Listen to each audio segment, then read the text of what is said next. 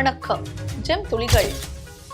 கள்ளக்குறிச்சி அருகே அரசு பேருந்தும் காரும் மோதிய விபத்தில் ஒரே குடும்பத்தைச் சேர்ந்த 6 பேர் சம்பவ இடத்திலேயே உயிரிழந்தது சோகத்தை ஏற்படுத்தியுள்ளது.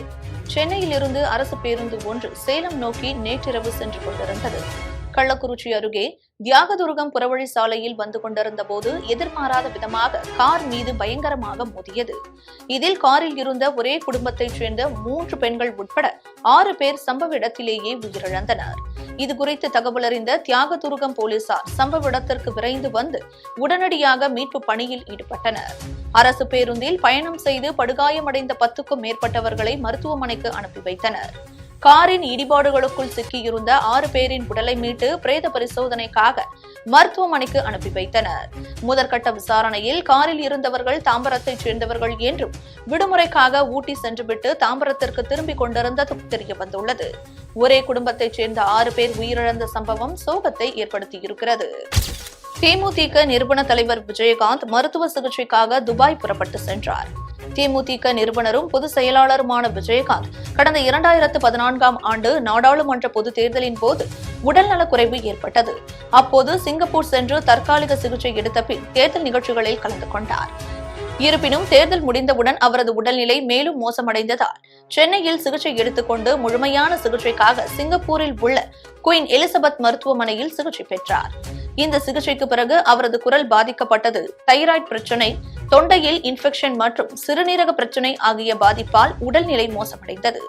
இந்நிலையில் 2 வருடங்களுக்கு பின்பு தேமுதிக நிறுவன தலைவர் விஜயகாந்த் மருத்துவ பரிசோதனைக்காக துபாய் செல்கிறார். லண்டனில் உள்ள ஒரு பிரபல மருத்துவர் அவருக்கு நடைபயிற்சி மற்றும் பேச்சு பயிற்சி கொடுப்பதற்காக துபாய் வருகிறார்.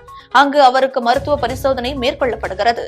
அந்த பரிசோதனையின் அடிப்படையில் அவர் துபாயில் இருந்து சிகிச்சை பெறுவதா அல்லது லண்டன் சென்று பயிற்சி மேற்கொள்வதா என்பது குறித்து முடிவு எடுக்கப்பட இருப்பதாக கூறப்படுகிறது.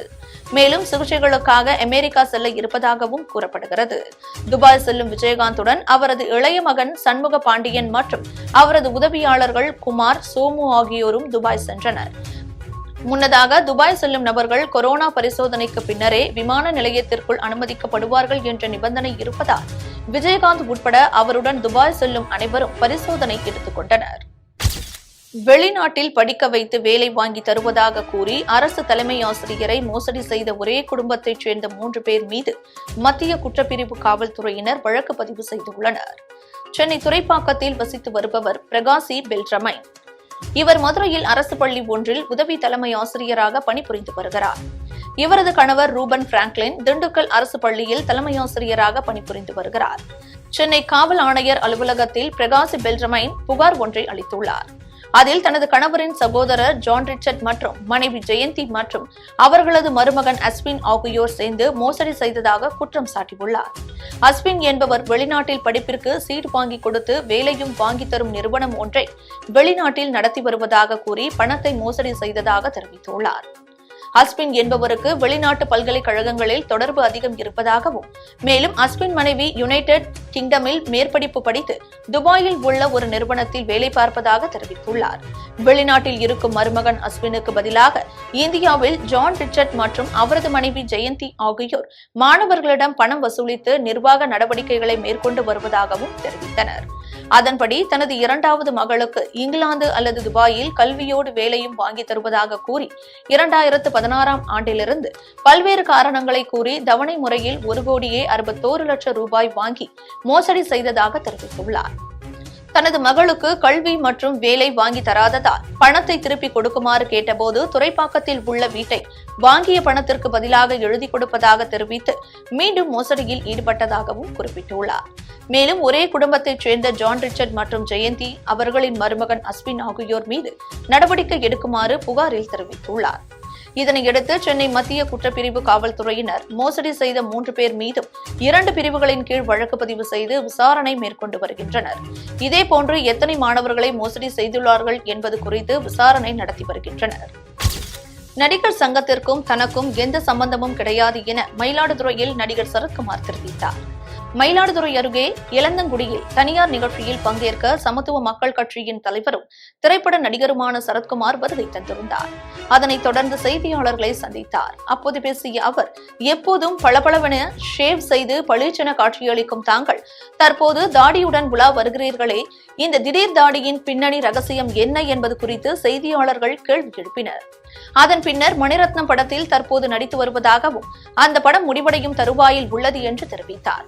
மேலும் தான் நடிகனாக மட்டும் இருக்கிறேன் என்றும் நடிகர் சங்கத்திற்கும் தனக்கும் எந்த சம்பந்தமும் கிடையாது என்றும் அவர் தெரிவித்தார்.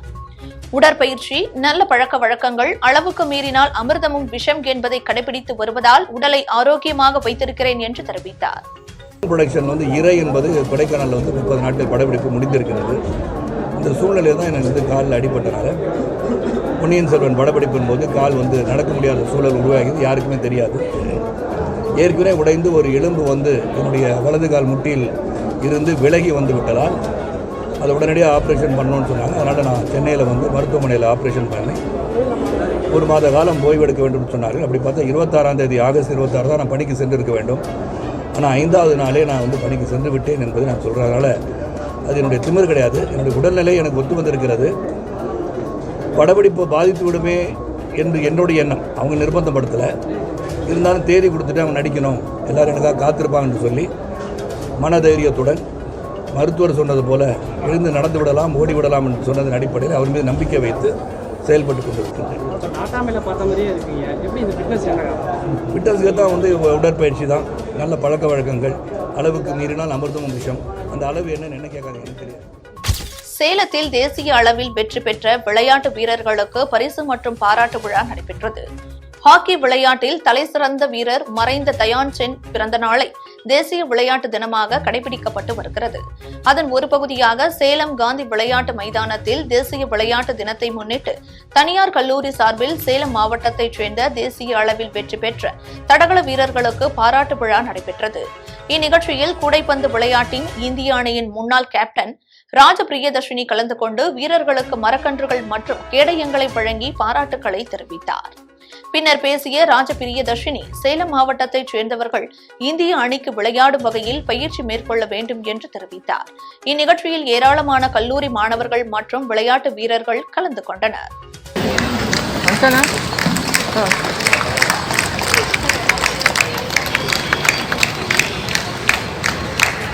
Miss Kartika, 2019 All India National, Rajasthan.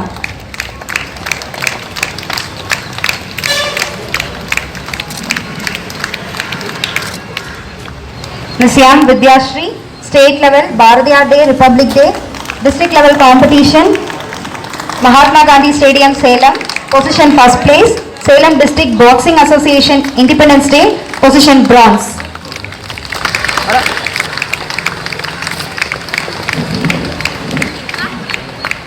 ஆச்சரியப்படுற விஷயம் என்ன அப்படின்னு பார்த்தீங்கன்னா, வாணியம்பாடியில் தோல் தொழிற்சாலையில் திருடி வந்த இளைஞரை காவல்துறையினர் கைது செய்தனர். திருப்பத்தூர் மாவட்டம் வாணியம்பாடி கச்சேரி சாலையில் தோல் தொழிற்சாலை நடத்தி வருபவர் இஸ்மாயில். இவருக்கு சொந்தமான தோல் தொழிற்சாலையில் இரவு நேரங்களில் தோல்கள் திருடு போவதாக ஊழியர்கள் தெரிவித்தனர். இதனைத் தொடர்ந்து இஸ்மாயில் தொழிற்சாலை முழுவதும் சிசிடிவி கேமரா பொருத்தி கண்காணித்து வந்த நிலையில் இளைஞர் ஒருவர் தொழிற்சாலைக்குள் நுழைந்து தோல்களை திருடும் காட்சி சிசிடிவி கேமராவில் பதிவாகின. அதனைத் தொடர்ந்து சிசிடிவி கேமரா பதிவுகளை கொண்டு வாணியம்பாடி நகர காவல் நிலையத்தில் இஸ்மாயில் புகார் அளித்ததன் பேரில் காவல்துறையினர் வழக்கு பதிவு செய்து தீவிர விசாரணை மேற்கொண்டு வந்தனர். இந்நிலையில் வாணியம்பாடி அண்ணாநகர் பகுதியைச் சேர்ந்த ஆசை தம்பி என்ற இளைஞர் தோல் தொழிற்சாலையில் கொள்ளையடித்தது தெரியவந்தது. அவரை கைது செய்த காவல்துறையினர் அவரிடம் இருந்த 2 லட்சம் ரூபாய் மதிப்பிலான தோல்களை மீட்டு காவல்துறையினர் வழக்கு பதிவு செய்து சிறையில் அடைத்தனர்.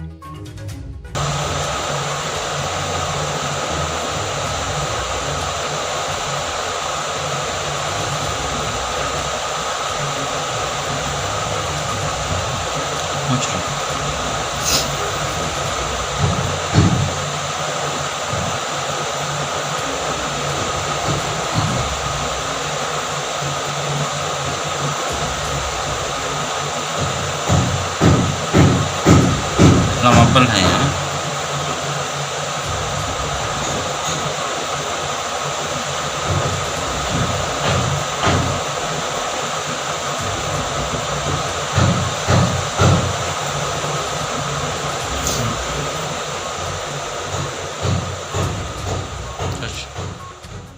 அரியலூர் அருகே செங்கல்களால் மறைத்து மணல் கடத்திய டிராக்டரை காவல்துறையினர் பறிமுதல் செய்தனர்.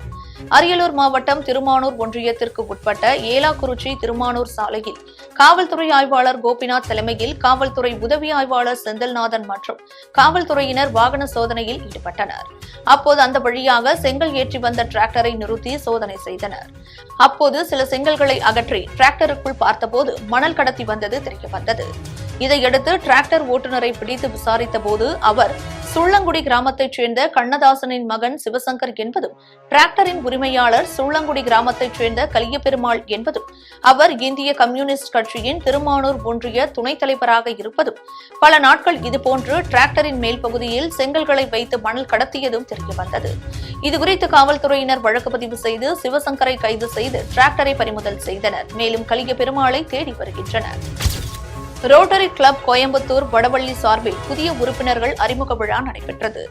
ரோட்டரி கிளப் கோயம்புத்தூர் வடவள்ளி சார்பில் கடந்த 7 ஆண்டுகளாக மருத்துவம், மரங்கள் நடுவது, பசிப்பினி போக்குவது என பல்வேறு சமுதாய நல பணிகளை செய்து வருகின்றனர். அதன் தொடர்ச்சியாக புதிதாக 20 உறுப்பினர்கள் அறிமுக விழா வடவள்ளி தனியார் அரங்கில் நடைபெற்றது. இந்த நிகழ்ச்சியில் நீரிழிவு நோயினால் பாதிக்கப்பட்ட பிறந்த குழந்தைகளுக்கு ரோட்டரி சரவணன் 1 வருட சிகிச்சைக்காக 36,000 ரூபாய் வழங்கினார். இதில் சிறப்பு விருந்தினராக மாவட்ட ரோட்டரி ஆளுநர் ராஜசேகர் மற்றும் துணை ஆளுநர் பாஸ்கரன் புதிய உறுப்பினர்களுக்கு பதவி பிரமாணம் செய்து வைத்தனர். இந்நிகழ்ச்சியில் ரோட்டரி கிளப் கோயம்புத்தூர் வடவள்ளி தலைவர் ஜான் சிங்கராயர், செயலாளர் பிராங்க்லின் ஜெய்சன், நிறுவன தலைவர் மாணிக்க வாசகம், நிர்வாகிகள் உட்பட பலர் கலந்து கொண்டனர். ராஜசேகர் சீனிவாசன். நான் ரோட்டரி மாவட்டம் 3201 டிஸ்ட்ரிக்ட் கவர்னர் இந்த வருஷம்.